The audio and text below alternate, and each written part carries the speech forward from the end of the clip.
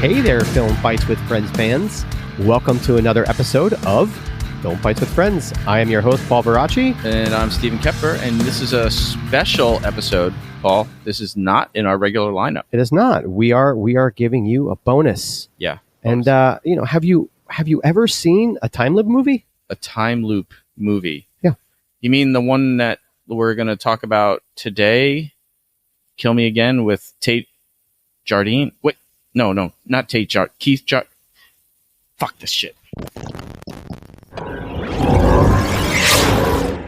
Hey there, Film Fights with Friends fans. Welcome to another episode of Film Fights with Friends. I am Paul Varacchi. And I'm Stephen Koepfer for this special bonus episode about the movie Kill Me Again. That's right. We are going to be interviewing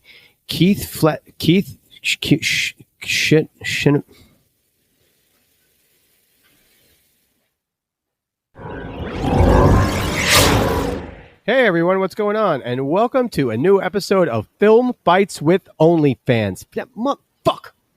What? OnlyFans? What? Paul? Now everyone knows what I did last night. Hey there, Film Fights with Friends fans, and welcome to another episode of Film Fights with Friends. I am Paul Varacchi. And I'm Stephen Koepfer for this super awesome bonus episode about the new film that's out, written and directed by Keith Jardine of UFC fame, called Kill Me Again. Holy cow, dude.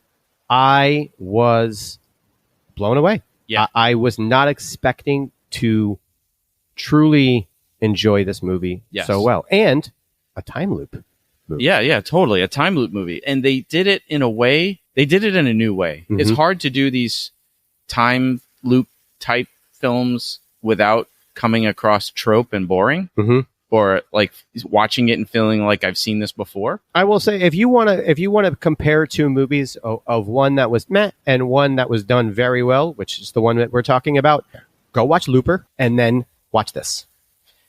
Yo, dude, Kill Me Again, so good. Mm-hmm. You guys need to go rent this movie. It just dropped. Yep, it's so good. It's on every major streaming platform: Amazon, Apple, YouTube, Google Play. It's everywhere.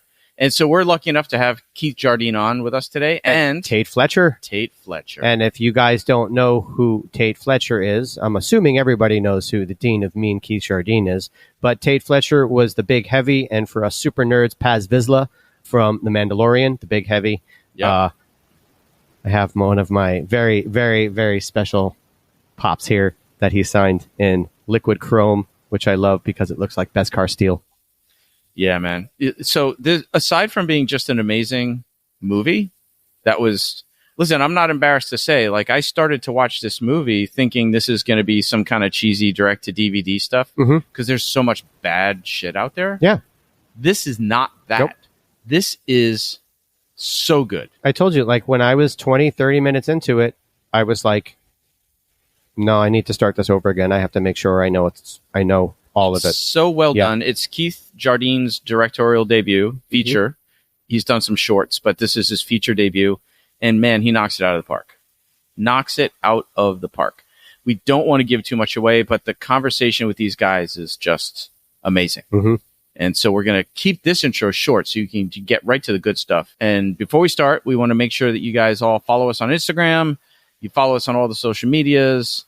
Think about supporting us on Patreon. If you dig this episode, think about supporting the show. Please do. Sign up. Join our mailing lists. Yeah. Patreon. Yeah, Patreon, Instagram. Give us reviews. Review this specific episode. We would love it. You can comment on what's the where the heck do we whatever YouTube. You can comment on YouTube. We'll engage with you. And also, Spotify, guys, that's what I was thinking of. If you watch Kill Me Again, please don't forget, jump on Rotten Tomatoes, give a review. Yeah. Be honest about it. But yeah, please leave a review on Rotten Tomatoes for Kill Me Again. Listen, if you think it sucks, say so. But we know that you're not going to think it sucks. Right, it's awesome. It's really good. But they need the reviews on Rotten Tomatoes. They need the reviews on IMDb. Please go do it after you watch the movie. And we will link in the show notes the trailer to the movie, the website, their socials. Follow them. Keith will engage with you on socials. They will engage with you on the Instagram. So definitely go check it out. Enjoy this very special bonus episode of Film Fights with Friends. Kill Me Again with Keith Jardine and Tate Fletcher. Here we go.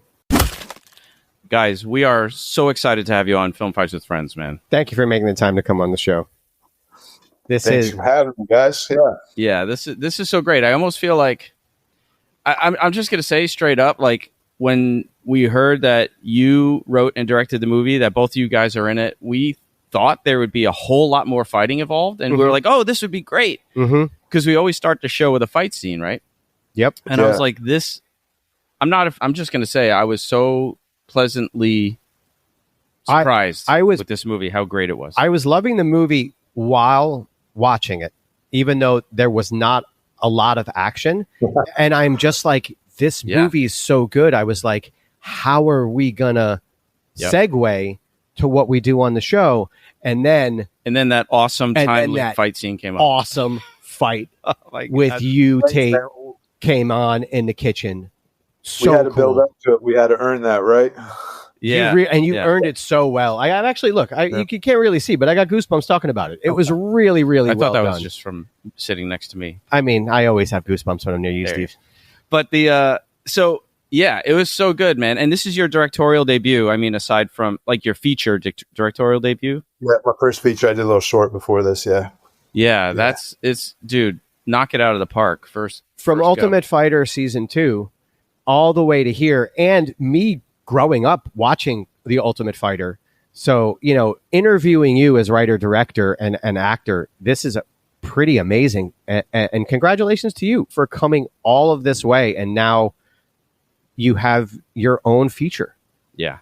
Thanks, guys. Thanks a lot, man. So it's been quite the journey. So it's been quite the journey. And then, of course, Tate was like, when we heard that Tate was going to be on, we couldn't believe Nerd Man here. Sorry, I can't help it.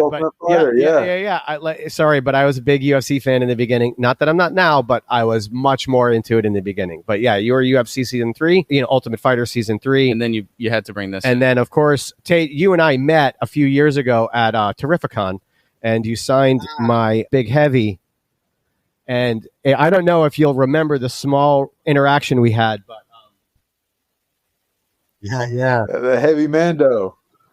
There it is, man. But I had a liquid chrome pen, and you were like, "You need to leave this pen with me." And I was like, anything, you got it, buddy." I still have that pen.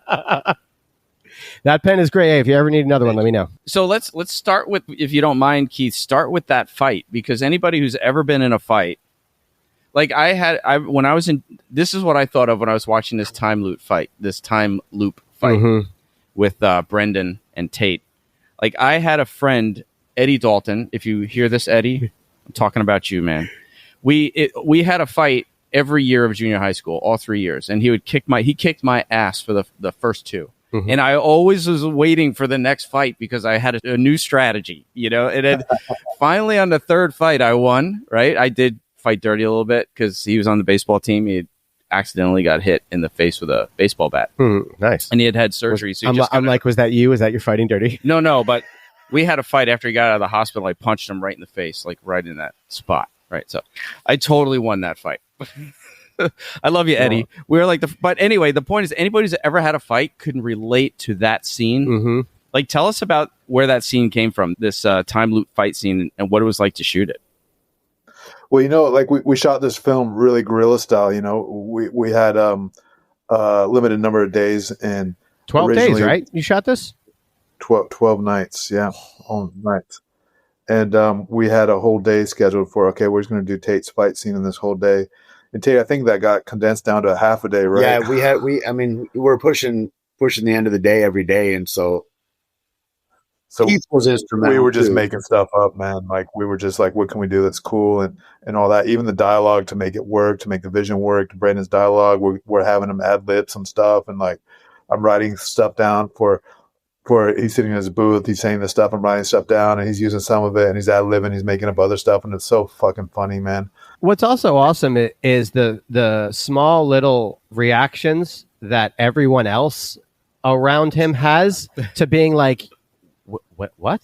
Like you don't make like just that they all recognize that the shit he's saying is way off the wall. Even the small little things, they're just like, huh? Well, yeah, you're in a diner and there's this massive fight going on in the kitchen, right? So you know what? One thing I was smart enough to do in this movie, though, like all of my action is, I've done stunts and a million fights and all that too, but I heavily leaned on Heath Hensley, our stunt coordinator, second unit director, and heavily leaned on him to put things together and to make things, to come up with interesting ways we can kill people and all that. And he was critical through all that. I mean, as we're all fight guys and stunt guys, I was actually laughing because every scene before he went back in, I'm like, this is how I remember choreo. Yeah, exactly. That's funny. Yeah. A lot of it is like, anyway, so back to the come up, it's kind of like, Tate's kind of like, and look at Tate, like he's like, our guy he's having his new challenge, this guy that he hasn't been able to kill this whole time, and like he's like the big boss. It's like a video game, got to get the big boss at the end to pass the stage of the video game. So it's that's kind of what led us to that, and that actually makes me, you just totally brought me back to the first time I think I ever remember seeing you was Gamer. You were one of the prisoners in Gamer, right? Yeah. That and I think from then on, I was always excited when I saw you on screen.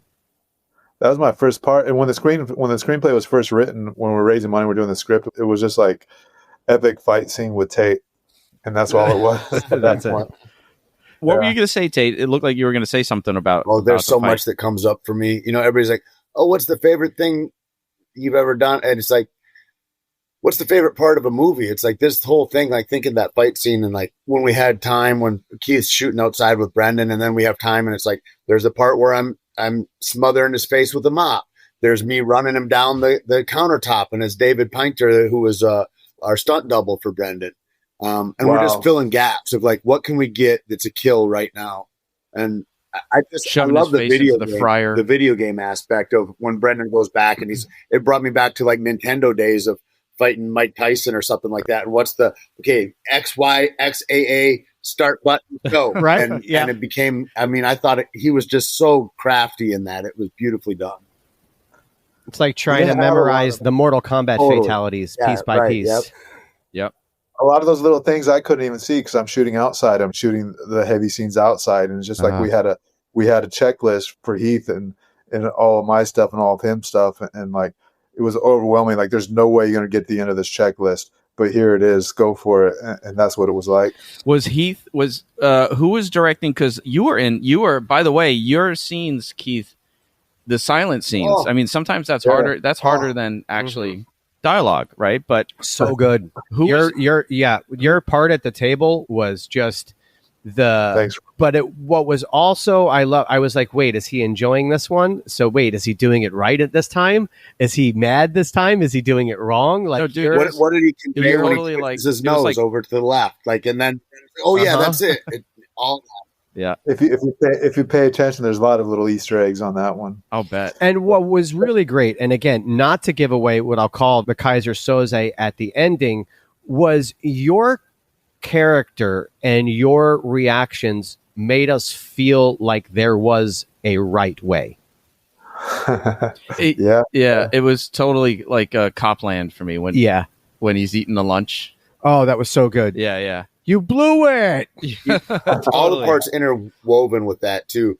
Like when Raul Trujillo is there as the priest and he's counseling, and then they pan to Keith. What a great scene! Like this subtle, like it's amazing. Yeah, that was the first moment I think where you're like, okay, what the fuck's, because he was the first like non-repeat character, right? He was like a new guy. Well, and then the other one that we had one before that, but had to do with Keith too is like when he's going crazy and it starts to change into blue light, and it is beautifully shot. And and Keith's not there anymore, and they pan to the counter, and then there's Keith's dad sitting there, which I think is really cool in this time loop fashion. And then how cool to get your dad to be in a film. It's like it just makes me beam. It's so dope. It was beautifully that was shot. First, we call it our ghost. That's our first ghost, our first anomaly in there. The guy sitting on the counter, that was actually my dad. Oh, that's so great. Cool. Oh, that's right. I remember that. Yeah. You know what I also am intrigues me is just the chef character. First of all, I was a chef for 20 years before I got into martial arts and everything else. So, but your character is super intriguing, and I can't wonder what is your background in that, because of the way you just stoically kick the shit out of him over and over again. And it just seems that you're just like, this is Tuesday at work for me. Like he was an actual fry chef. There is a background to that character that I am very interested in. There's background of that character for sure. That's a whole nother comic book. And that's funny. We got people approach us, and too that fight scene is so iconic, and we're actually considering it. That someone approached us to make a comic book out of just that. Mm-hmm. Yeah, and that fry cook is so fascinating, interesting. Clearly, he's got some sort of training, some sort of background. And well, yeah, I mean, you got the Eastern European accent. Do you know how many booths there are at Comic-Con with people that have their own comic off of a character? This is it's the con is full of it. Absolutely, go for it. What Tate knows about that? I don't know about that. I mean, it's I mean, to see the art, that's the best thing about Comic-Cons is the artists that are there. I mean, my mind is blown all the time. You know, the way that character comes up really is coaching. Keith, you know, there's a lot of great parts of this film, but the writing of this film, I'm just blown away all the time by it. You know, even just the little parts about how nonplussed he is about he's seeing the gun. Oh, you got a gun, and yeah, it's really great, man. What a privilege to do. So I've got to ask, you know, now that he kind of brought up you as a writer, let's just go back to you in UFC season 2, the Dean of Mean. Did you ever think that you would be sitting here being interviewed as a writer-director? Did you have aspirations for film back then? No.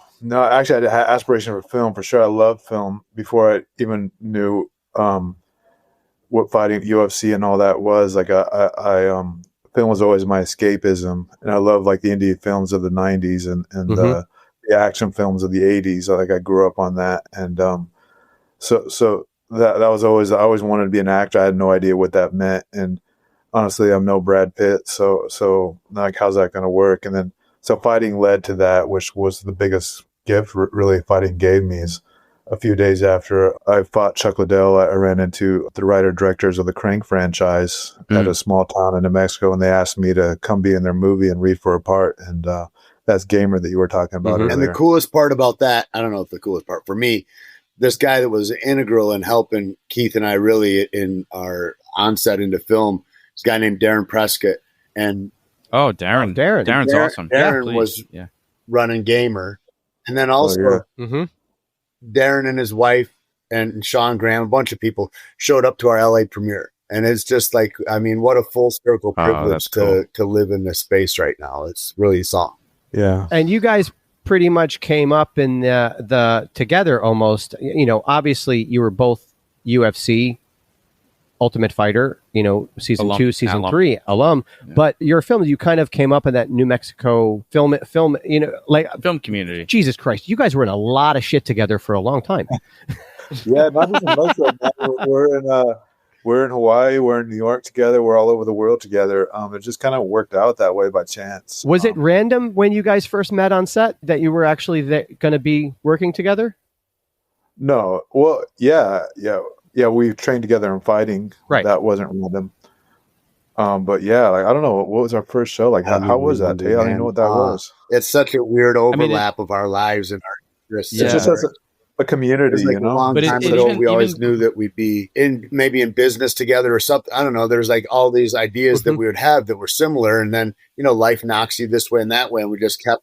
Well, and one of the first things that we did maybe was we started doing nutrition workshops. And we did a couple of talks like that at gyms and stuff because we started looking at what the system pushes on people and what actual nourishment is. And that became part of the conversation. And then we started a coffee company together. But before that, Keith's in Breaking Bad, I don't know, season 3 or something like that. And, and you were in Breaking Bad, of course. But I don't know what the very first show was we worked on together. But some of the stretches we had was like Jurassic World. And then we were on I can tell you what it was. I just remembered it. It's probably Transcendence. Yep. Because of Darren Prescott, yeah. Yeah, Johnny Depp film when you about go through Kurzweil and uploading your consciousness into computers that was really poorly done by Wally Pfister. Because when you go through the credit list of this movie, it seems like, I mean, you can correct me if I'm wrong, but it feels like everybody's from that region and you're all like, you got, it almost seems like you just got a bunch of your friends together. Want to hear how like a little higher end version. Like Keith already had a bunch of greats. I mean, he's a great writer, and that's just been what's been becoming. And I don't know how many iterations of the script was, but there's like 6 weeks, and there was all these strikes that were happening at that time.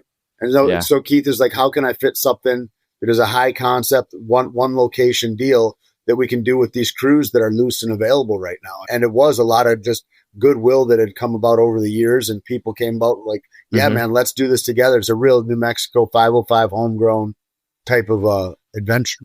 When you see, a trailer for this kind of movie, you kind of go into it expecting a certain level, right, of where it's going to go. And I'll go back to like, well, as a viewer, WWE, where do you see that?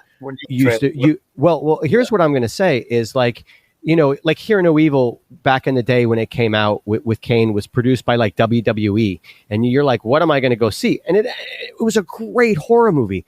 And when I went in and I started watching it, I'm 2 minutes in and I'm like, wait a second.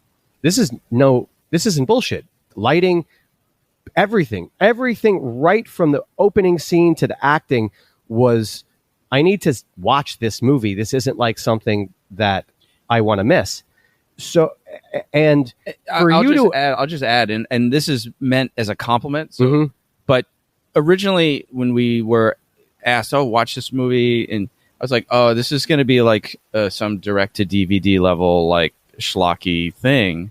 You don't know what to expect. It was so fucking great. I couldn't believe it to the point of where 30 minutes in, I rewound it to the beginning to make sure I understood everything that was going on, because I was like, whoa, this is like, seriously, I don't want to miss a beat. I had watched the first half of it, and then I had to come here to teach a class. And I was legit going to call one of the coaches like, yo, can you like cover for me? I did not want to leave. Like, I did not want to leave. And I was like chomping at the bit to go home. And at the end of the movie, I threw my hands in the air and I couldn't wait to do this interview because I had questions. It's one of the things that we're trained in. There's such bad ideas for film that are out there that you can turn on anything and you can go ahead and look at it 25 minutes in and be like, I know where this is going. This is a thing that you ought to pay attention for. You're not really going to understand what's happened throughout it. All the little payoffs that happen every time he walks in the door and how that pieces together. It's brilliant in that. Yeah. It's not often these days when the writing is so good that when you get up to go get a drink and you sit back down, you click back 20, 35 seconds to make sure. Yeah. And I did that every single time I was distracted. Hey, Tate, you mentioned locations. I got to ask about the diner, because that diner is amazing. Like, that location is amazing. Is that a place you guys know of, or did you find it, or how did you come across that location? Yeah, I was just looking at diners. I need to do a diner. The script's not even finished yet, and I'm looking at diners we can use, and that diner was actually open. It's actually been used in a lot of film sets in New Mexico. I didn't know that at the time, but I got a tour of it, and once I saw it, like, this place is perfect. It's a character on its own, and I started writing around the diner. Once I looked inside of it, and like, it was crucial to get that diner. Like, everything about it is just so epic. Yeah, you're talking before about watching it. One of the greatest experiences of my life, equal to walking out of a ring as a champion and all that, is these premieres. Not just these premieres where everybody, like industry professionals and people that don't have your interest in mind necessarily, are laughing and reacting to your movie throughout the movie.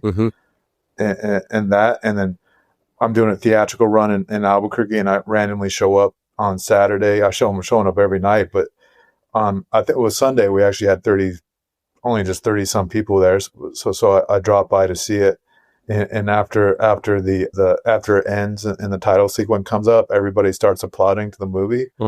Like, to see that happen randomly, like there's nothing equal to that. Like, people reacting to everything in the way that you wanted them to, like, it's priceless to me. It's pretty awesome. And it's well deserved because it's well written and phenomenally directed. Like the So that's where we are now, I right? said, Like- the Kaiser Soze is the delivery is perfect. But even So that's what we're trying to do right now, is just overcome expectations. We know we have a great movie there, and we know it's going to pick up steam. How fast will it pick up steam? But we're just trying to get the word out and get people to watch this, because like, you're not going to be disappointed if you pay attention to it. Oh, we'll be sounding the trumpet for sure, man. Mhm. It's like, it's so good. So when did you first start? Because honestly, when people ask me like, what's it like? I'm like, well, it's like, I don't know. It's like, it's Groundhog Day meets Serial Killer meets Black Mirror it's like a whole sort of Tootsie Roll of coolness. I go back to, and I don't want to bring up another movie, but I'm gonna. But I go back to Identity with John Cusack. Yeah, and at the hotel. That kind of, I wouldn't necessarily say the substance of the movie, but the overall feeling when you leave the theater. There's a lot of I actually watched Identity as I was in the process of making this film. I love those time loop. Well, that's not time loop, but I love time loops. I love psychological thrillers like that. I love Fight Club and Usual Suspects. There's a lot of that in it. But yeah, there's a lot of everything in it. And what I do is you hit a very great aspect. I didn't mean to cut you off, but of a psychological, but also like psychological thriller, sci-fi thriller. There are a lot of genres that go through because of what's happening. It's a Hitchcock, So I would say that your movie is almost more dynamic than Identity. Yeah, a lot of dark humor in there. That's too. what I love Like watching. you catch yourself laughing at these things. What am I laughing at? And then the It's people crazy. that are brave enough to laugh with you, because it's a theater filled with people. When we just did a premiere in Santa Fe, the kid that's one of the ticket pullers, he's like a film nerd, and he's like, there's really a lot like Fight Club, the tone of it, like in those kinds of ways, these twists and what happens. And then to hear people laugh, like, and some friends I have in the theater, and you can hear them laugh at all the parts that I think are funny too. And then you can hear other people suppressing their laughter because there's parts that you're not supposed to laugh at that are really funny. And it's cool to be in a crowd like that and watch it. As I was watching the movie, there's a point of where halfway through it, you're kind of waiting for something. And then I'm like, oh, wait, this is about the fucking killer. There isn't going to be your stereotypical hero walk through the door. So I was kind of halfway through the movie, I was even more into it because then I realized that I've actually been watching who the movie is about the whole time. But there's this weird feeling that, and then you're like, holy shit, this is about the point of view of the serial killer. Well, and it leads you're watching it and you believe, at least I was like, he's trying to solve some problem that's going to get him out of this situation, right? Which turns out not really entirely to be It's like, the case. what would you do, right? Yeah, exactly. Honestly, what would you do if you're in that situation? What are you going to do? And that's why I wrote it, and that's what I like about a lot of my scripts. What I like to see in movies is I'm walking in someone else's footsteps. I'm walking in their shoes. And that's how I write. I watch from a person's point of view, and like, what would you do? And that's why we tell stories from the beginning of time, right? Like staying around a campfire, someone telling about how they evaded the tiger or whatever, and now we're all talking, oh, what would I have done in that situation, right? And that's what storytelling is from the beginning of the time. So casting, talk about Brendan Fair and Mahendra Delfino, because they were amazing. Like their performances were phenomenal. And their chemistry on screen when they're not supposed to have chemistry is insane. Well, that's why I casted them. Brendan's an amazing actor. He worked with me on my short, and he moved to Albuquerque for Night Shift. He was a lead in Night Shift, the series, and he stayed in Albuquerque. And I knew that he's the only guy that I could get to be able to pull this off, because it is twisted and demented and dark and funny at the same time. That scene in the car, that first scene when he got her in the car. Well, that's the thing, right? Like I start off with a bang. Like I make everybody know who this guy is, but now the work is to get people to start rooting for this guy, and it's happened unequivocally every time. And only Brendan. I don't know if anybody else could pull that off, but Brendan. I'm seriously in the world, like the way we shot this, I don't know who would have given me the time and the work and everything, and given the art is due as Brendan did. And so like he's making me look really good right now. what was so great about him is in a lot of movies where an actor plays a part like this, there is I guess a switch of what you would call it that the screen sees when they're kind of going to go psycho. There's a bit of a character switch in the eye or whatever. The greatest thing that I loved about that is just he didn't have that. He was just, that's just who he was. There was never really moments of levity except for, and I'm not even going to give it up, he was never sympathetic. There was never anything in him. The thing with that is he doesn't know. If you think about psychotic people, serial killers, and all that, we're all the lead of our own movies. He doesn't know he's a bad guy. Mm-hmm. Like he thinks everything he's doing is just. All serial killers are that way. And I get that was yes, exactly. There wasn't a moment of where he turned into a bad guy and to where in movies I think they have the actor do that so the audience is with them. I like that. There wasn't that about him. I'm glad you picked that up. There was never a moment of where he's like, "Now I'm evil." He was just. Please, I thought he just kind of did his whole thing and thought he was a good guy, honestly. And killed everybody like he was going to have a fucking coke. Yeah, totally, man. I mean, he was looking to be. You know, when you see like whatever the past of his life was that made him what he was, he's like, I'm just this. And then when Raul comes in and he starts to question everything and goes, wait, I could look at life in a different way. I mean, and then that becomes a whole, where is this going to go? Mm-hmm. Can we talk about you guys? Like, what are you drinking there? And are you on vacation on a tropical island somewhere? No, we like to have a little fun with our shirts on each show. I have a closet full of insane shirts like this. It's kind of been passed down from my dad to me. Is that a mojito in your hand? No, this is actually sake. And this is a Sapporo. A Sapporo and a glass full of sake? Yeah, well, it was a small bottle, and you know, otherwise I got to keep going back and filling it up during the show. I figure I might as well just drink it slow. It's morning. It's morning here, but it's not by you. So, and somebody's going to be watching this on a Friday night at some point. So you guys are stuntmen. Yes, sir. We are. Yeah. Awesome. Can we? I'd love to ask you questions. Like who have you guys worked with? Like coordinators. Like, I mean, I met Darren Prescott working on Wick 2, and I worked on Wick 2 and Wick 3. And good. And we were on Wick 1. Yep. And see, stunt like a little bit between me and Tate. Like we do 90% acting right now, but stunt saved both of our lives. You know, because me and Tate trying to be actors. You know, flying to LA, doing the auditions and doing all that. Like, and then we get jobs like John Wick, which is some people think is an acting job, but that's actually a stunt job.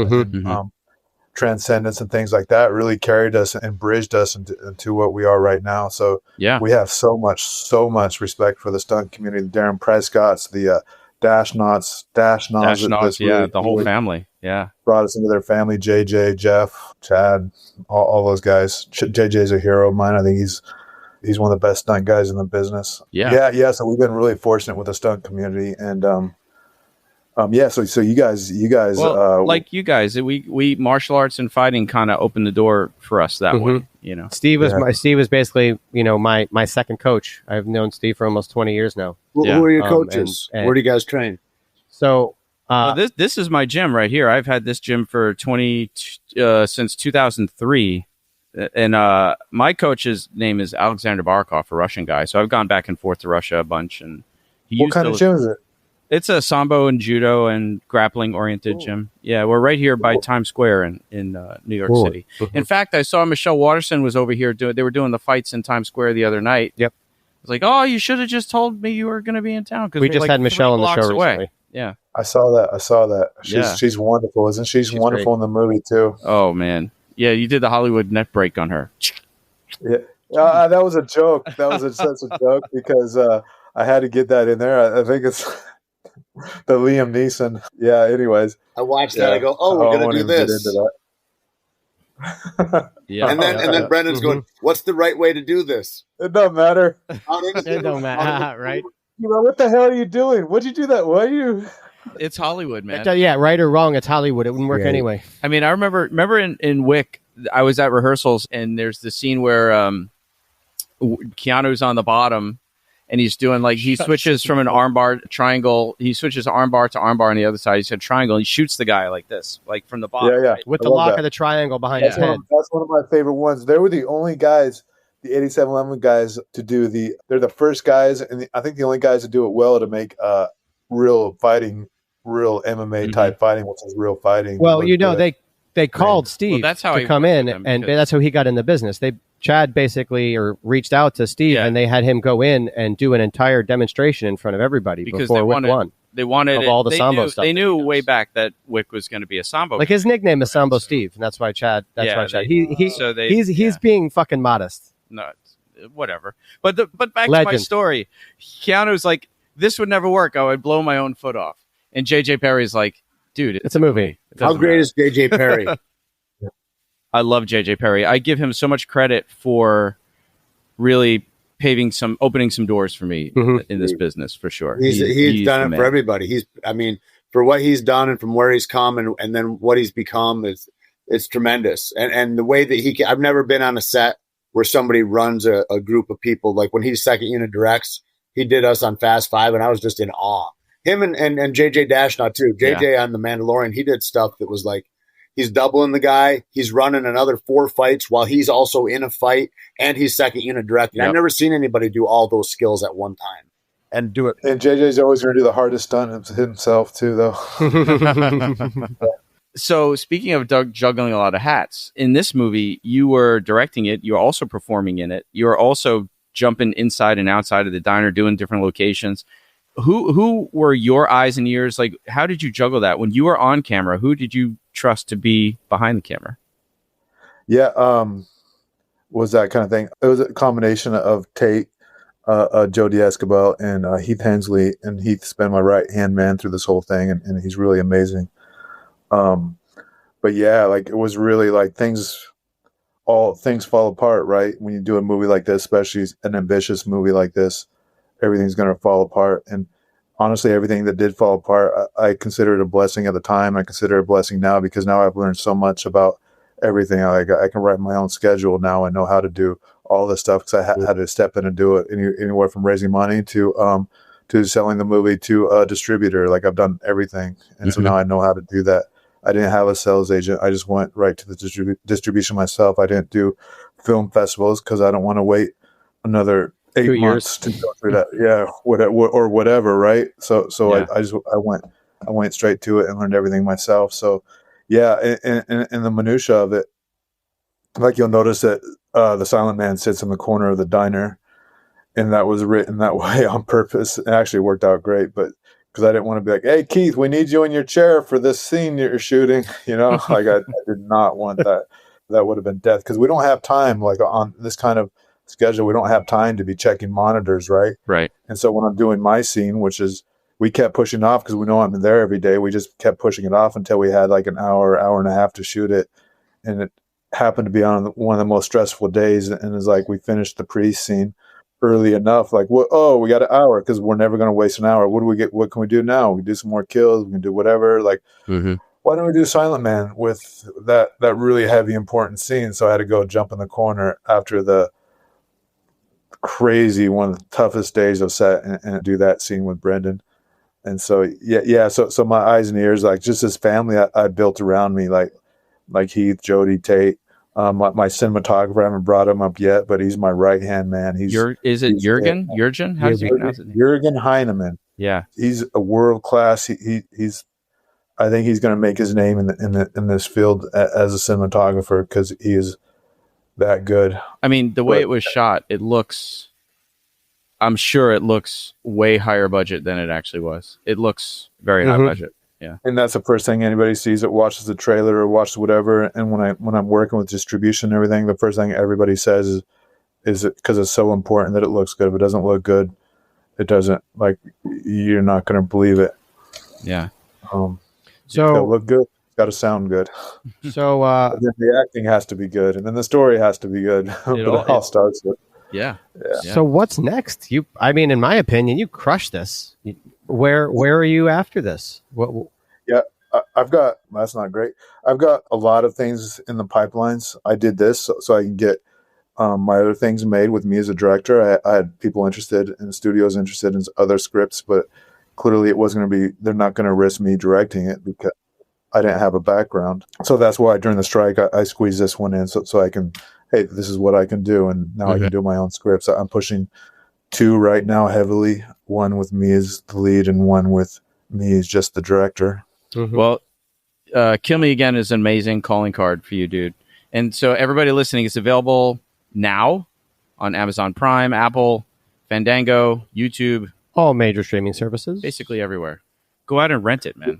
It's wherever you rent, man. And I hope people, like, I love people reaching out to me on the Instagrams and tell me what they think, man. Because, like, again, like, you build this thing, you spent years, and really the culmination of many years. Like, you wouldn't even believe it, to make this one thing happen. And the point is to share it with audiences, you know, like, it's out there. Like, I'm here on a shoot in Morocco right now.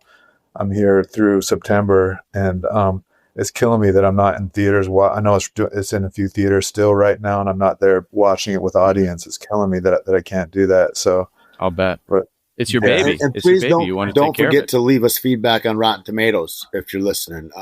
It's vital. I never knew how important.